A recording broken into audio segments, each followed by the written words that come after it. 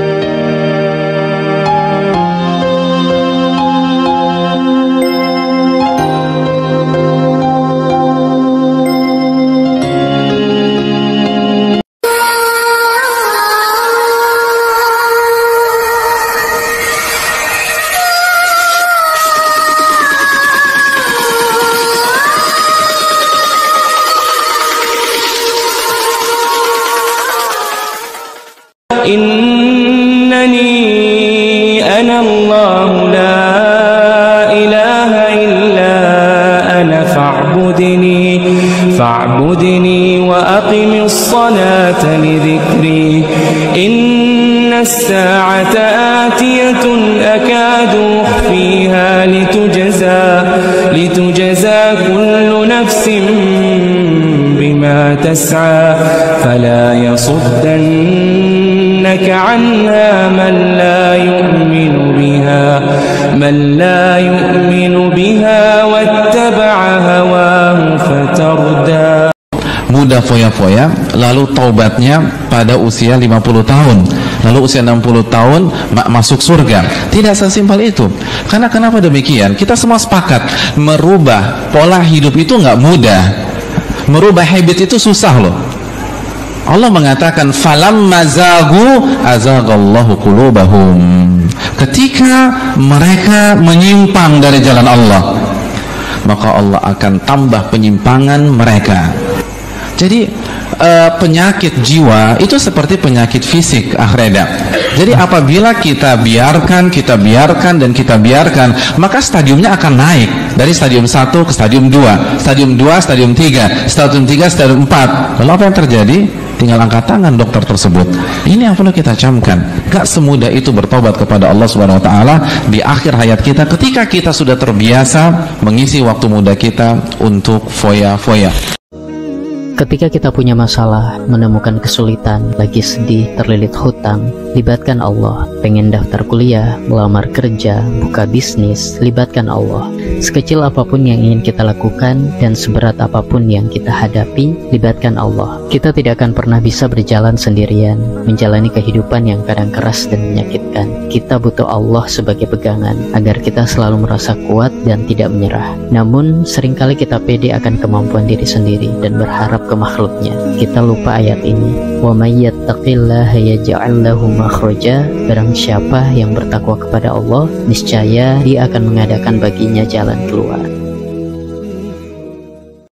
Subhanallah, kita di zaman kita sekarang ini, kita bicara surga masih bisa sambil ngebanyol, kita bicara neraka masih bisa sambil ngebanyol. Orang membuat sebuah tawaan, candaan pakai hal-hal yang berhubungan dengan hari akhirat, pakai hal-hal yang berhubungan dengan surga dan neraka. Naudzubillah tsumma naudzubillah min dzalik. Dahulu para sahabat memikirkan surga dan neraka sakit. Apakah pantas masalah surga dan neraka untuk dijadikan bahan tawa? Apanya dari surga itu yang berhak untuk dijadikan bahan banyolan? Materi untuk bahan banyolan. Wahai orang-orang yang beriman kepada surga dan neraka, harusnya surga dan neraka itu membuat Anda menangis, bukan membuat Anda tertawa terbahak-bahak. Kata Nabi SAW, "Lau ta'lamuna ma a'lam, la bakaitum katsira wa la bahiktum qalila." Sekiranya kalian tahu apa yang aku tahu, niscaya kalian akan banyak menangis dan sedikit tertawa.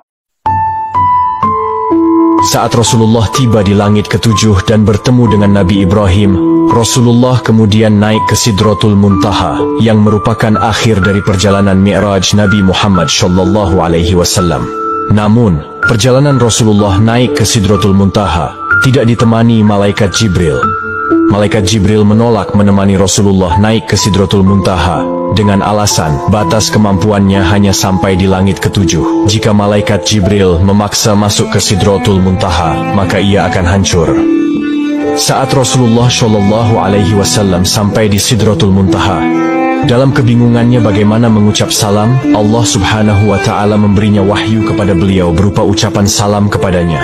Kemudian Rasulullah Shallallahu Alaihi Wasallam mengucapkan salam dengan kalimat At-tahiyyatul mubarakatush salawatuth thoyyibatu lillah. Salam sejahtera yang penuh barokah dan salam sejahtera yang amat baik adalah milik Allah Ta'ala.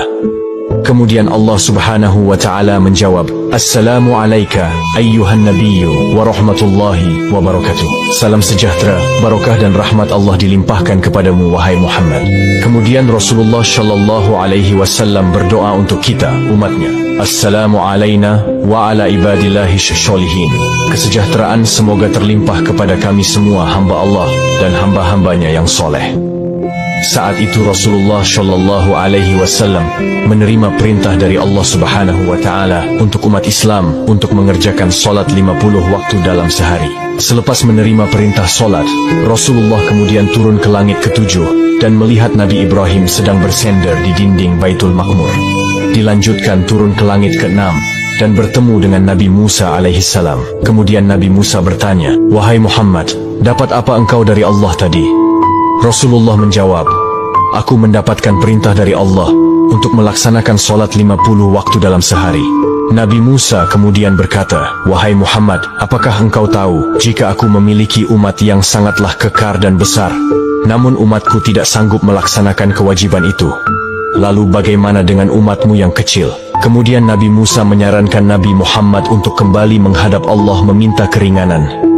Nabi Muhammad kemudian kembali menghadap Allah dan meminta keringanan atas solat 50 waktu itu. Dalam kembalinya Rasulullah ke Sidratul Muntaha, beliau hanya mendapat pengurangan 5 waktu.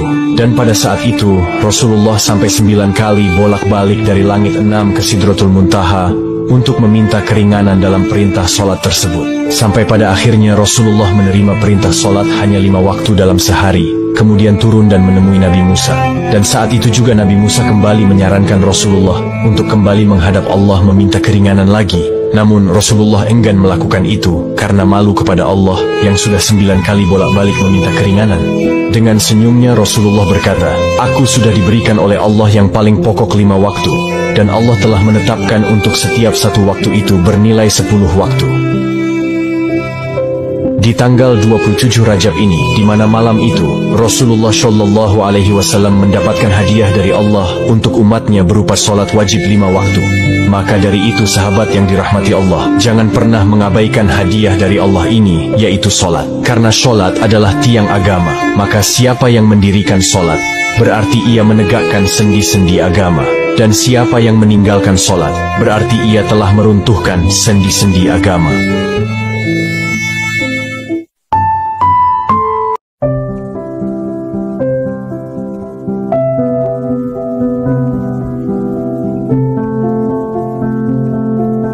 Hai pagi, aku ingin mengungkapkan satu hal tentang mencintai diri sendiri. Semasa hidup ini, akan ada waktu di mana kata-kata yang menyemangati tidak lagi bisa membantumu untuk bangkit dari keterpurukanmu. Ketika waktu itu telah tiba, yang bisa kita lakukan hanyalah mencintai diri kita sendiri. Karena hatimu sama rapuhnya dengan sebongkah istana pasir yang bisa runtuh dalam waktu sekejap saja. Semoga kamu selalu ingat kalimat ini. Semoga kamu mempunyai hati yang lembut untuk memahami dirimu sendiri. Berhentilah memikirkan sesuatu yang selalu menyakitimu. Lalu pikirkanlah hal-hal yang bisa membuat dirimu jauh lebih tenang.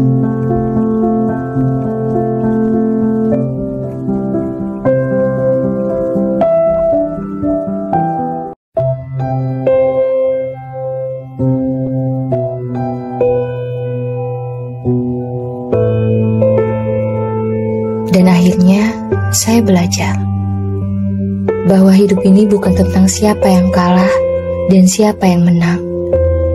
Karena hidup ini bukan tentang kompetisi ataupun persaingan. Karena hidup itu tentang menikmati setiap proses yang ada. Dan jangan memberitahu apapun tentangmu kepada orang lain. Karena seseorang bisa merusak sesuatu yang indah.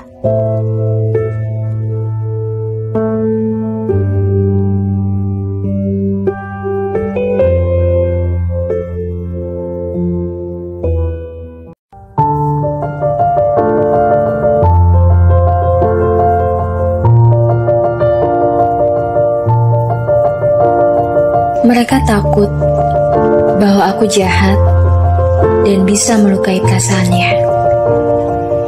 Tapi pernahkah mereka berpikir bahwa aku juga bisa terluka?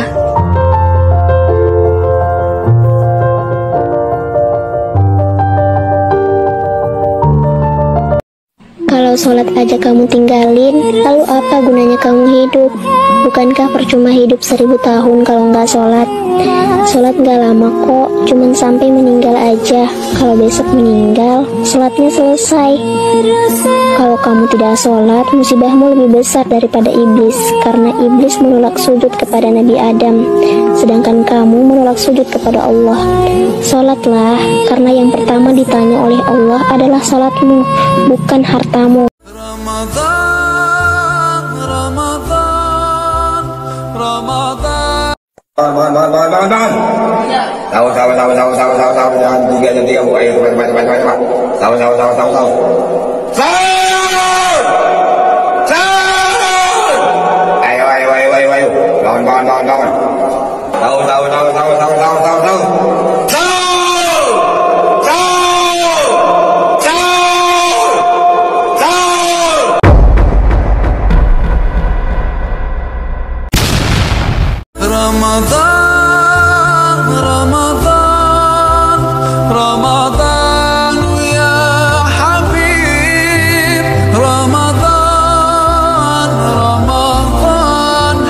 ليتك